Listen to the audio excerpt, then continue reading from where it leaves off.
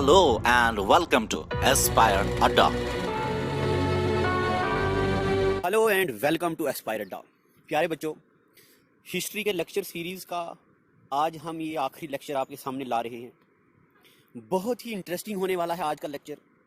आराम से रिलैक्स होके सुनिए, कोई हड़बड़ाहट नहीं करनी है। आप सोच रहे होंगे कि ये सर ने तो जल्दी ही चीज़ों को कंबाइन कर दिया है। देखिए प्यारे बच्चों, एक चीज़ होती है बहुत चीज़ें पढ़ना और एक होता है एग्ज़ाम पॉइंट ऑफ व्यू से पढ़ना। मैंने आपको जितने भी ये यहाँ पे चीज़ें पढ़ाई हैं ये एग्ज़ाम पॉइंट ऑफ व्यू से बहुत ज़रूरी हैं और आज का लेक्चर तो सबसे ज़्यादा ज़रूरी है। एक एक डेट याद रखनी है। तो हम करते हैं स्टार्ट। हमने पढ़ा था कश्मीर की हिस्ट्री में डोगरा रूलर्स, गुलाब सिंह, रणबीर सिंह, प्रताप सिंह, हरी सिंह। हरी सिंह की हुकूमत चल रही है, यानी कि डोगरा रूलर्स चल रहा है। अब इसमें क्या होता है, डिक्लाइन ऑफ डोगरा स्टार्ट हो जाता है। अब डोगरा का डिक्लाइन कैसे होता है, तो रीज़न क्या है इसका? सबसे पहला रीज़न इसका ये है कि अनएम्प्लॉयमेंट हो गई उस वक्त। दूसरा रीज़न के करप्शन हो गई। तीसरा रीज़न के नेपोटिज्म यानी कि सिफारिश हो गई। एक ही कम्युनिटी के लोगों को बढ़ावा दिया जाता था। इतनी बातें होगी। उसके बाद शेख मोहम्मद अब्दुल्ला पहला ये एमएससी केमिस्ट्री करते हैं। तो शेख अब्दुल्ला, जैसे देखिए हमने बना दिया, शेख अब्दुल्ला साहब का फोटो लगा दिया है। 1931 में इन्होंने ऑल जम्मू कश्मीर मुस्लिम कॉन्फ्रेंस बनाई। ये मुस्लिम कॉन्फ्रेंस बनाई गई कि कुछ लोगों को अपनी तरफ किया जाए और हुकूमत को चेंज किया जाए।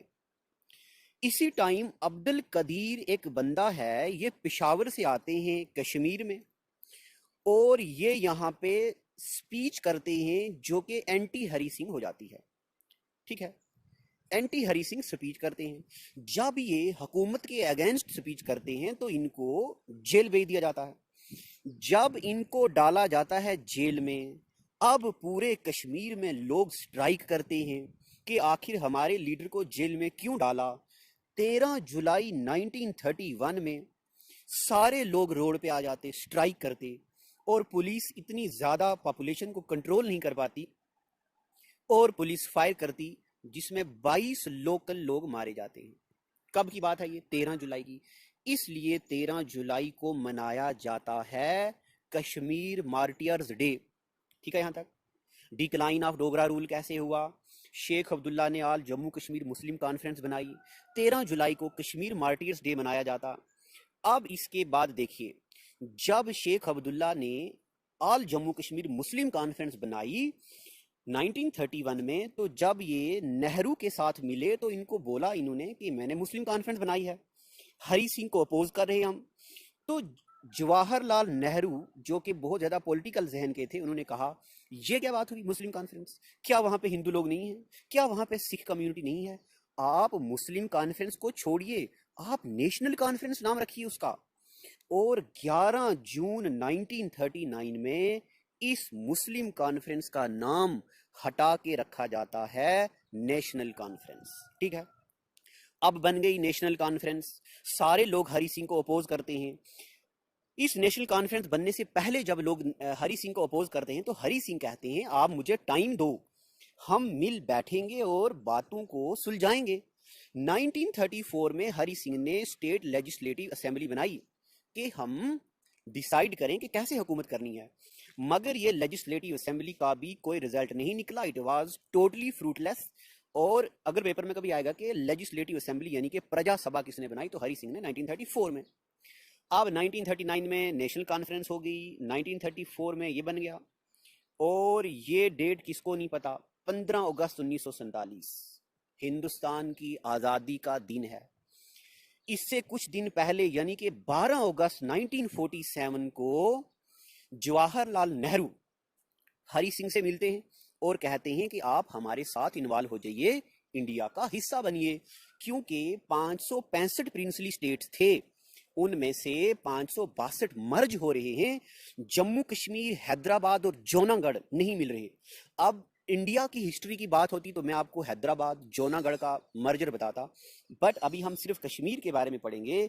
हरि सिंह ने कहा कि हम इंडिया के साथ नहीं मिलेंगे, अभी हमें टाइम चाहिए सोचने के लिए। इस बात को स्टैंड स्टील एग्रीमेंट बोला जाता है। ये स्टैंड स्टील एग्रीमेंट 12 अगस्त को हुआ और हरि सिंह ने किया। अब मैं आपको छोटी सी एग्जांपल देता हूं। आपको याद है जब पुरानी फिल्में हम देखा करते थे, जब हीरो हीरोइन के एक्ट्रेस के पीछे जाता तो वो उनसे बात नहीं करती थी, और जब हीरोइन को उसके बाद क्या होता था, गुंडे पड़ते थे तो हीरोइन बोलती थी आ बचाओ, तो हीरो उन पे जाता था, फाइट करता था। जब हीरो गुंडों को मारता तो हीरोइन जोर से आती थी, उसके सीने से लग जाती थी, हाँ राज प्लीज आप मुझे माफ कर दो। होता था ऐसा कि नहीं होता था? वही बात यहाँ पे भी हुई। कश्मीर ने कहा कि हम अलग रहेंगे। अब अटैक होता है 22 अक्टूबर 1947, कश्मीर पे कबायली अटैक। अब यहाँ पे मजबूरी हो गई, यहाँ पे हरि सिंह आगे जम्मू, और हरि सिंह ने क्या किया, राजिंदर सिंह जमवाल को अपॉइंट किया, ब्रिगेडियर राजिंदर सिंह जमवाल। अब ये ब्रिगेडियर राजिंदर सिंह जमवाल 1 हफ्ता कश्मीर को प्रोटेक्ट किया और ये भी शहीद हो गए। इनको महावीर चक्र मिला है, जो कि दूसरा हाईएस्ट गैलेंट्री अवार्ड होता है राजिंदर सिंह जमवाल को।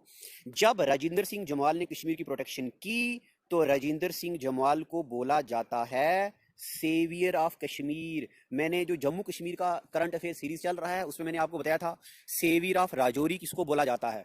अगर आपको याद है कि सेवियर ऑफ राजौरी कौन है तो नीचे कमेंट सेक्शन में लिखिए।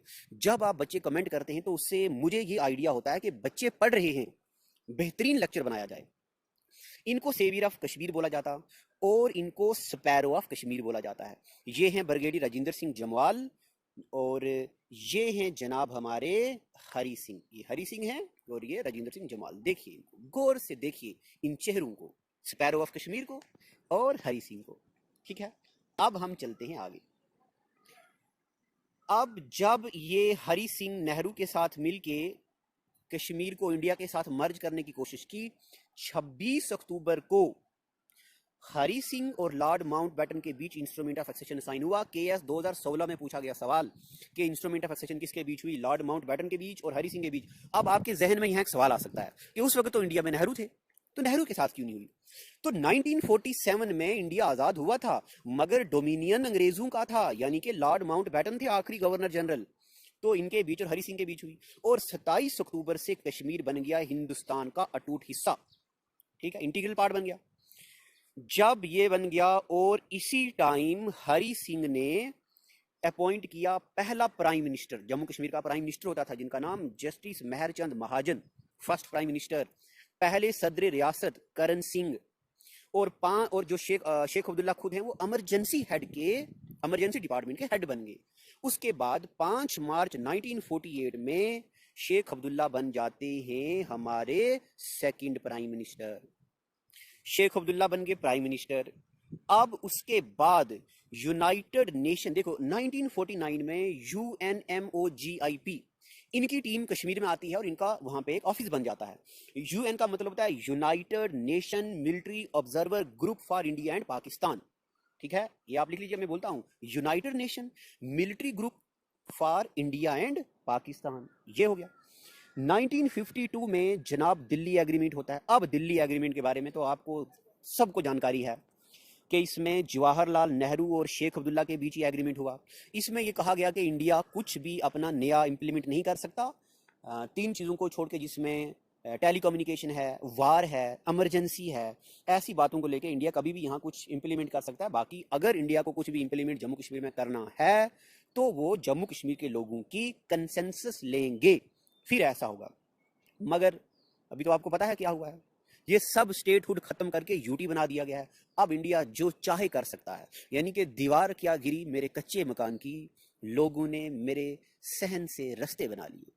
यही बात होगी, अब कुछ भी कर सकता है इंडिया हमारे साथ। तो आगे चलते हैं। इसका मोटिव था आर्टिकल 360 जो कि किया गया। फिर 1965 में 6th अमेंडमेंट हुई हमारे कॉन्स्टिट्यूशन में, और इस 6th अमेंडमेंट में क्या हुआ, ये जो प्राइम मिनिस्टर वर्ड था इसको हटा के सीएम बना दिया गया। और सदर का मतलब होता है मालिक, रियासत का मतलब होता है स्टेट, तो सदर रियासत को बना दिया गया गवर्नर। पहले सीएम हो गए गुलाम मोहम्मद सादिक और पहले गवर्नर बना दिए गए करण सिंह। ये देखिए, ये करण सिंह साहब हैं, हमारे करण सिंह। और हमारे ये हैं कौन, हमारे पहले सीएम गुलाम मोहम्मद सादिक। ये हैं हमारे पहले सीएम गुलाम मोहम्मद सादिक। ठीक है यहाँ तक। अब हम थोड़ा सा और चलते ऊपर। हमारे गुलाम मोहम्मद सादिक बन गए सीएम, गवर्नर बन गए करण सिंह। 1972 में शिमला एग्रीमेंट हुआ। अब इस शिमला एग्रीमेंट में क्या हुआ, इस शिमला एग्रीमेंट में जो जम्मू कश्मीर और पाकिस्तान के बीच लाइन थी, यानी कि बॉर्डर लाइन, बाउंड्री लाइन, उसका पहले उसको बोलते थे एलओसी, लाइन ऑफ, पहले उसको बोलते थे लाइन ऑफ कंट्रोल, तो उसका नाम सीज फायर लाइन हो गया 1972 में। इसको शिमला एग्रीमेंट बोलते हैं। शिमला एग्रीमेंट में ये हुआ। अब मैं ये लाइन ऑफ कंट्रोल कौन सी है, सीज फायर लाइन कौन सी है, जब मैं आपको ज्योग्राफी ऑफ जम्मू कश्मीर पढ़ाऊंगा उसमें पूरे जम्मू कश्मीर के डिस्ट्रिक्ट पढ़ेंगे, जम्मू कश्मीर का नया मैप पढ़ेंगे, जम्मू कश्मीर की line of control, seize fire line, ये सब पढ़ेंगे। एक एक चीज पढ़ेंगे हम अपने जम्मू कश्मीर के बारे में।